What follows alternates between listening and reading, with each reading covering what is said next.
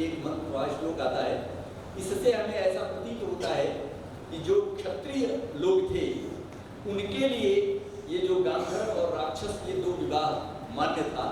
और लेकिन कालिदास इस पर भी एक बात देते हैं कि गांधर्व विवाह समाज में परिवार में स्वीकार्य तभी था जब उसकी अनुमति माता पिता के साथ हो। अगर उसकी अनुमति देते हैं तभी वो विवाह होता था, अन्यथा नहीं होता था। ऐसा आपको बता रहा हूँ। अब कालिदास ने इस विवाह का समर्थन तो किया।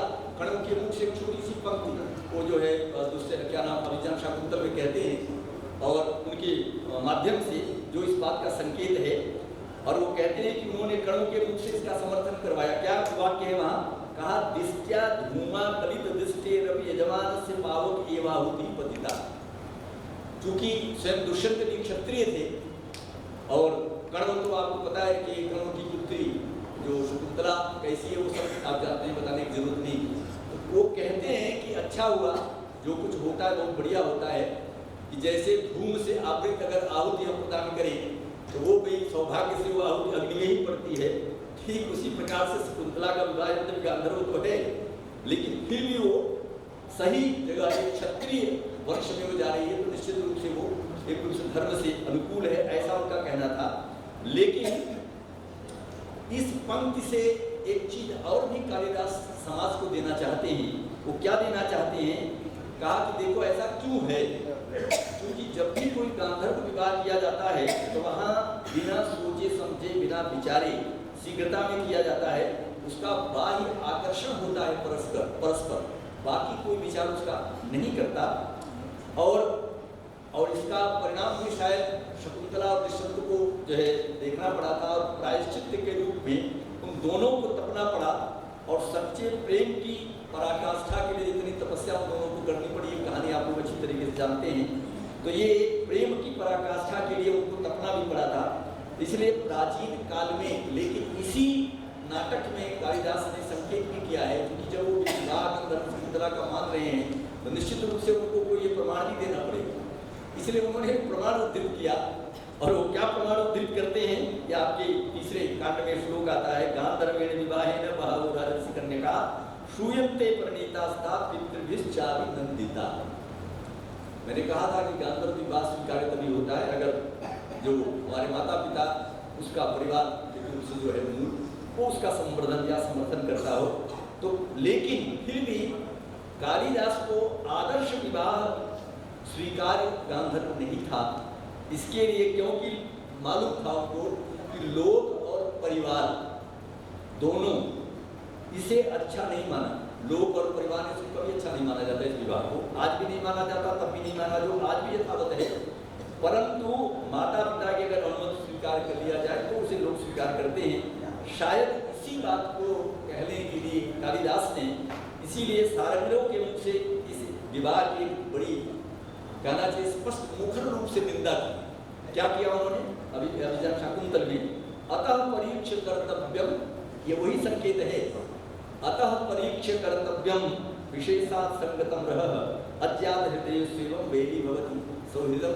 ये कालिदास की पंक्ति में पूरे समाज को इस बात का संकेत दे रही है। आजकल प्रायः आप देख भी रहे हैं समाज में, अब तो समाज हमारा बहुत बदल गया, लेकिन बिना बुजुर्गों की अनुमति के बिना अगर युवती विवाह सुख में बन जाते हैं तो वो दीर्घकालिक सुख का लाभ उन्हें नहीं मिलता दाम्पत्य का। अतः कालिदास ने एक और बात कहा कि आदर्श परिवार के लिए मनु के मत से सहमत प्रतीत होते हैं। और उन्होंने अपनी कृतियों में एक बड़ा सुंदर और उदाहरण दिया यहाँ पर। क्या कहा? कहते हैं कि देखिए, उन्होंने जितने भी विवाह की चर्चा की है आपके उनकी कृतियों में, चाहे इंदुमती का विवाह देखिए, चाहे राजा दशरथ का देखिए, चाहे उनके पुत्रों का देखिए, चाहे मालविका का देखिए, चाहे भगवान शिव और पार्वती का विवाह देखिए। आप हैरान होंगे ये जान करके।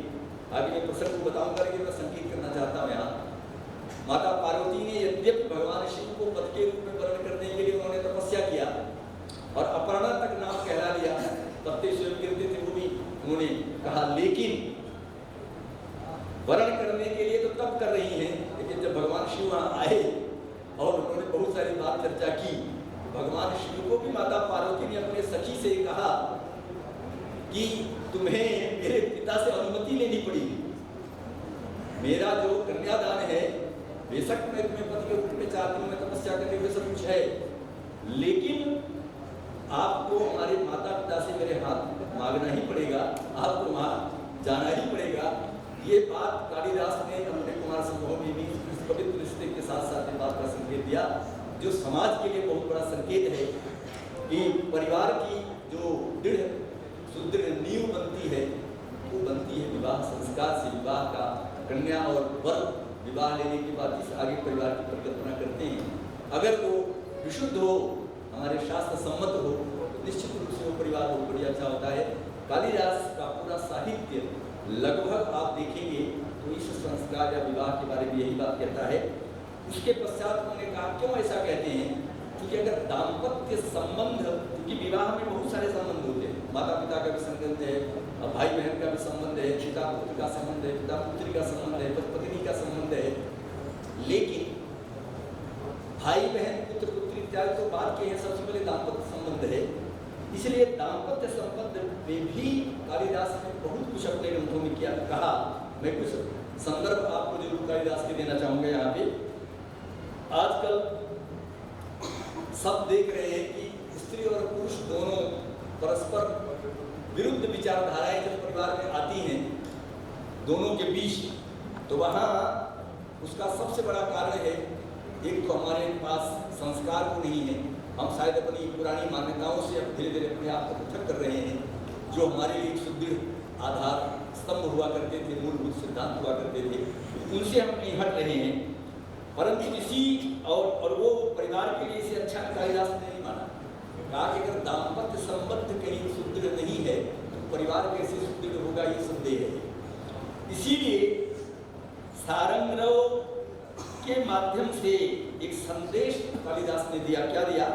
कहते हैं कि देखिए, सत पितृकुल में बैठने वाली सधवा स्त्री के पतिव्रता होने पर भी लोग जो है उसके चरित्र पर शंका करता है। अतः परिवार के परिजन भी ये मानते हैं कि विवाहोपरांत पुत्री को अपने पति के घर ही रहना चाहिए। अगर वो पिता के घर अधिक समय तक रहेगी तो निश्चित रूप से वहाँ लोग ये प्रश्न खड़ा करेगा कि संभवतः इनका दाम्पत्य संबंध अच्छा नहीं है।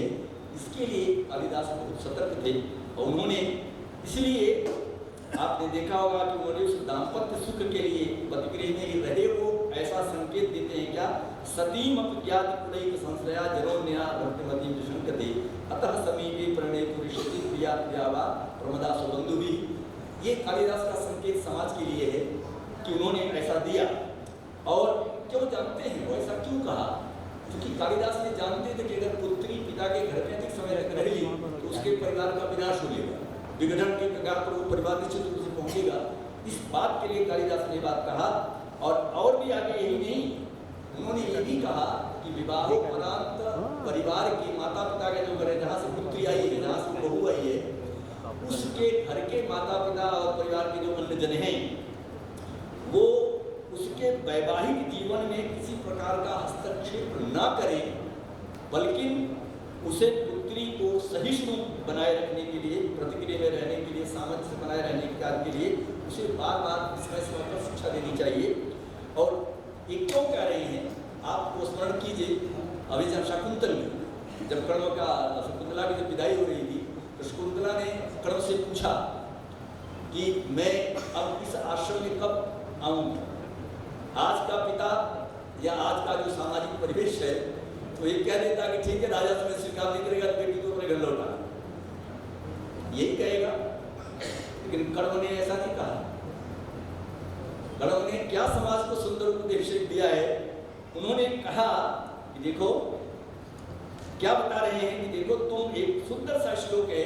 उन्होंने कहा तुम चिरकाल तक, राजा दुष्यंत चूंकि राजा थे, उनकी राजमहिषी पटरानी बन के रहो, उनके पुत्र को उत्पन्न करो, राज्यभार उसको सौंप दो, और राज्यभार सौंपने के उपरांत अकेले नहीं आना है, अकेले नहीं आना है।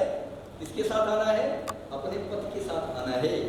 ये संदेश है कालिदास का समाज के लिए कि उस समय कर्ण जैसे ऋषि जो गृहस्थ नहीं थे, लेकिन फिर भी वो समाज और परिवार के बहुत सारी सुंदर बातों को समझते थे, जिसको कहने से उन्होंने क्या कहा, भूत्वा चिराय चतुरंत महीष पत्नी दौशंतिकम प्रतिरथम तनयम प्रसूय भरता तदर्पित कुटुंब भरेण साधम शंते करिष्यसि पदम पुनराश्रमेष्मिन्। कितना सुंदर संदेश कालिदास ने समाज के दिया, परिवार को लेके ये संदेश कालिदास का था। अब तो संबंध का एक मतलब ये पंक्ति ही कालिदास का दाम्पत्य संबंध का एक आदर्श प्रस्थापित करता है, जो गण जैसे पिता अपनी पुत्री को संकेत दे रहे हैं और कह रहे हैं, जो समाज को एक संदेश आता है। तो क्यों ऐसा क्यों है, कालिदास को पता था, कालिदास लोक रीति को बहुत अच्छी तरीके से जानते थे और उसके बाद परिवार का जो वास्तविक एक मतलब होता है उसे भी कालिदास समझते थे। इसलिए पत्नी पर कहा, देखो पति का सर्वाधिक अधिकार होता है विवाह के उपरांत, इसलिए माता पिता को बहुत ज़्यादा हस्तक्षेप उनके वहाँ नहीं करना चाहिए, ये कालिदास कहते भी हैं। क्यों, माना कि वो किसी की पुत्री है, किसी की बहन भी हो सकती है, किसी की कुछ भी हो सकती है, लेकिन विवाहोपरांत उसका सर्वाधिक अधिकार किसका होता है, पति का होता है। इसलिए कालिदास ने छोटे से वाक्य से ये संकेत दिया, उपकन्ना ही दारे सुप्रभुता सर्वसुमुखी। इसी में सब कुछ कह दिया कालिदास ने छोटे से वाक्य में। और ये वो जानते थे कि क्यों ऐसा कारण है, परस्पर सौहार्द से ही दाम्पत्य संबंध जो संबंध सुदृढ़ होता है। दूरी जैसे बढ़ी उससे उसके संबंधों में भी दरार और दूरियां बढ़ती चली जाती हैं। ये बात जो है कालिदास इसीलिए अतः पत्नी को भी उपदेश किया गया वहाँ, और पति दोनों को उपदेश कालिदास करते हैं कि भाई दाम्पत्य संबंध बनाए रखने के लिए आपको क्या चाहिए, तो कहा सह धर्मचारिणाम प्रति न